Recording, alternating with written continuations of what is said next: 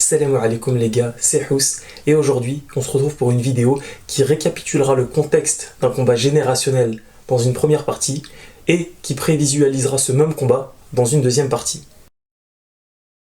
Sans plus tarder, commençons par retracer le contexte de ce combat et ce en répondant à la première question: est-ce que Makhachev est légitime à un title shot? Pour y répondre, il faut d'abord retracer le parcours de chacun. Oliveira et Makhachev ont une streak respective de 11 et 10 victoires. Entre mai 2021 et mai 2022, les deux combattants ont combattu 3 fois. Le premier de ces combats opposait Oliveira à Chandler pour la ceinture vacante des lightweight. Bien qu'Oliveira était le favori et était plus légitime à combattre pour le titre, il a été mis dans le dur par son adversaire dès le premier round. Néanmoins, il a su renverser la vapeur dans le deuxième pour s'imposer. C'est le plus beau check hook de l'histoire du MMA.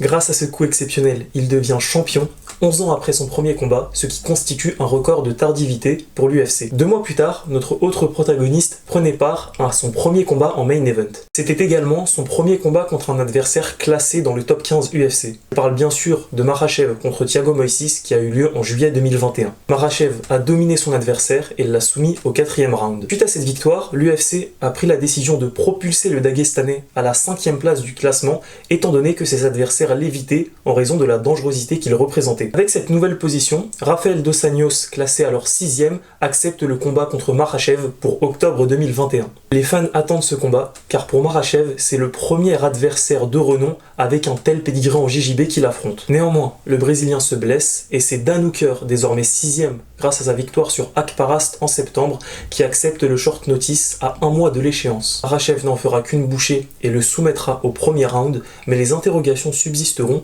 en raison du faible niveau de grappling de ses oppositions jusqu'à présent. Ce à quoi l'UFC tentera de répondre en organisant le combat Makhachev-Benil Dariush, alors classé 4e de la catégorie, pour février 2022. Mais rebelote, l'Iranien se blesse à quelques jours de l'échéance et c'est Bobby Green, ayant combattu 2 semaines auparavant et étant classé hors du top 15, qui le remplace. Makhachev prendra 1 minute de plus que pour Dan Hooker à l'arrêter, ce qui portera sa win streak à 10, mais les interrogations sont toujours là. Entre-temps, en décembre 2021, Oliveira défendait pour la première fois sa ceinture contre Dustin Poirier. Meilleur en striking et ayant une bonne lutte défensive, l'Américain est désigné favori avant ce combat. Et il fait honneur à ce statut en envoyant Oliveira au tapis dans le premier round. Mais encore une fois, le Brésilien inverse la tendance et sape physiquement l'Américain dans le 2e round pour ensuite s'imposer par une soumission dans le début du 3e. Il prouve alors que ses faiblesses mentales sont derrière lui et montre une résilience hors du commun. Chose qu'il réitérera contre Justin Gaethje en mai 2022, après 2 voyages au tapis cette fois-ci. Mais ce qui devait s'avérer être une 2e défense de titre n'en est pas une. En effet,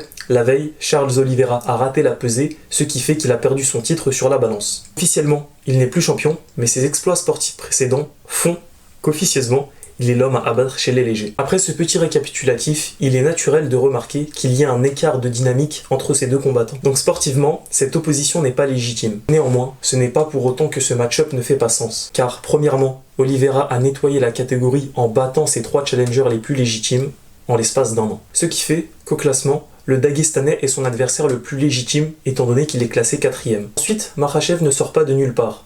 Il est censé être le digne héritier de Khabib Nurmagomedov, meilleur poids léger de l'histoire du MMA. Les deux partagent le même entraîneur depuis petit, mais surtout partagent le même style. Des échos disent même que Makhachev est meilleur que Khabib. Cela dit, il est important de préciser une chose.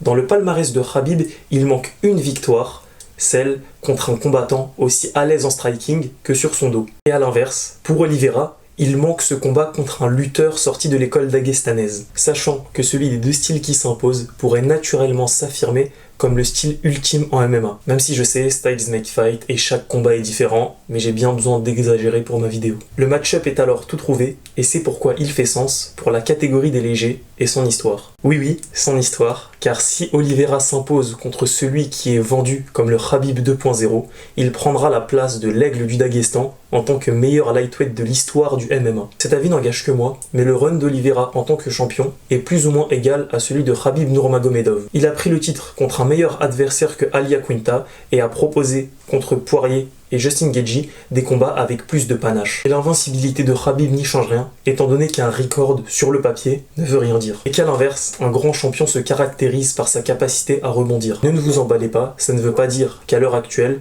Oliveira est au-dessus de Khabib sur le plan pugilistique ou historique. C'est juste qu'en cas de victoire, et en l'absence du retour de Khabib, la question se poserait très sérieusement. D'ailleurs, si le Brésilien avait gardé sa ceinture contre Gaethje, le combat contre Makhachev aurait été l'occasion d'égaler le nombre de défenses de titre de Khabib. Le combat contre Makhachev aurait pris une dimension symbolique supplémentaire. Mais ne mettons pas la charrue avant les bœufs et voyons qui pourrait sortir vainqueur de cet affrontement. Avant de passer à la deuxième partie, petit disclaimer. On aspire à être des journalistes MMA sérieux.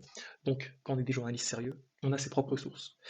Tout l'argumentaire que je vais développer, il est basé uniquement sur mes analyses et sur ma vision des combats. J'ai pas écouté les reviews de TSMKT, de Clément Marcoux, de je ne sais qui, pour ensuite les copier et vous induire bêtement en erreur en disant « Ouais, ça c'est ma réflexion ». Non, tout vient de moi.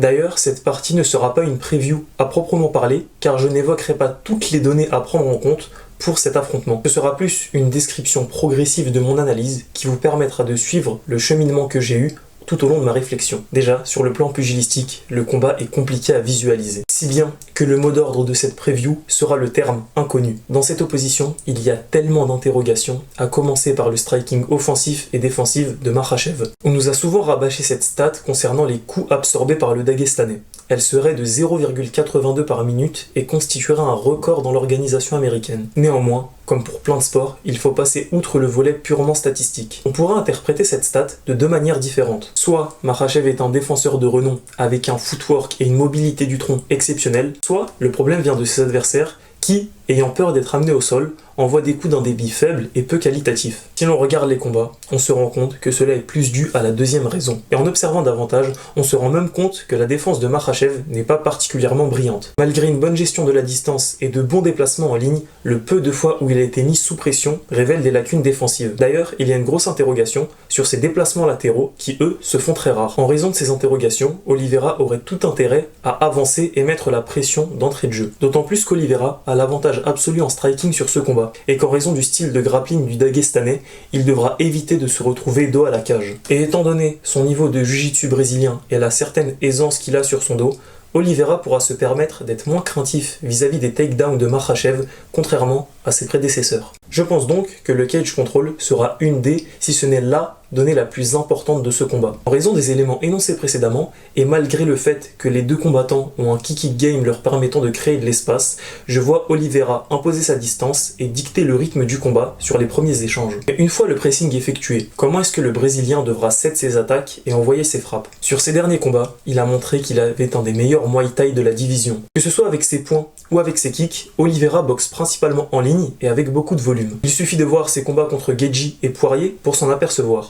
Il n'hésite également pas à envoyer des kicks acrobatiques ou spectaculaires, quitte à ce que son pied perde un peu de vitesse avant la percussion. Et surtout, Oliveira aime rentrer dans le dogfight. Grâce à son menton et son boxing IQ, il n'hésite pas à aller à la guerre sans peur et sans retenue, quitte à même parfois laisser des failles et des ouvertures béantes. Mais c'est ce qui fait de lui un combattant spectaculaire et hors du commun. Cependant, contre Makhachev, Oliveira devra canaliser ce style et rendre une copie parfaite. N'étant pas à l'abri d'une saisie de membres comme Makhachev a pu le faire à ses derniers adversaires, il devra réduire son volume et mieux choisir ses coups. Comme il a l'habitude de le faire, il engagera sûrement les échanges, mais devra trouver le juste milieu entre précision, parcimonie et efficacité, le tout sans être trop attentiste pour éviter un takedown. Et ce, en mettant un volume nécessaire pour mettre la pression et empêcher Makhachev de s'exprimer. Oliveira a également tout intérêt à ce que le combat reste debout le plus longtemps possible. L'écart de striking est tel que ce serait du sabotage de ne pas en profiter et d'engager un takedown si la situation ne lui y oblige pas. Toutes ces données amènent donc à la question suivante: que faire pour Makhachev? Déjà, le but de Makhachev sera d'emmener Oliveira contre la cage pour se servir de cette dernière dans son contrôle au sol. Pour ce faire, il devra lui aussi mettre la pression et boxer en avançant en raison de son déficit d'allonge. Mais comme je l'ai insinué, je vois très mal Oliveira reculer et se faire outboxer par Makhachev. D'autant plus qu'Oliveira s'est shooté en takedown malgré la pression, comme on a pu le voir face à Chandler. Je pense donc que Makhachev devra espérer qu'Oliveira entre dans le dogfight. Il pourrait capitaliser sur les ouvertures et les failles dans la garde de Makhachev pour placer son bras arrière, comme il a pu le faire face à Gleison Tibau, ou alors tenter un takedown avec la saisie d'un kick par exemple. Pas besoin de préciser que si Makhachev amène le combat au sol en étant en top position, il sera en très bonne voie, Et ce, même malgré le fait que le Brésilien est très bon sur son dos. Mais pour y arriver, il faudrait qu'il survive à l'orage des débuts de round et trouve une solution pour amener le combat au sol. D'autant plus que les interrogations quant au menton de Makhachev sont énormes. Même si le chaos qu'il a subi dans sa carrière s'apparente plus à une erreur qu'à une réelle faiblesse,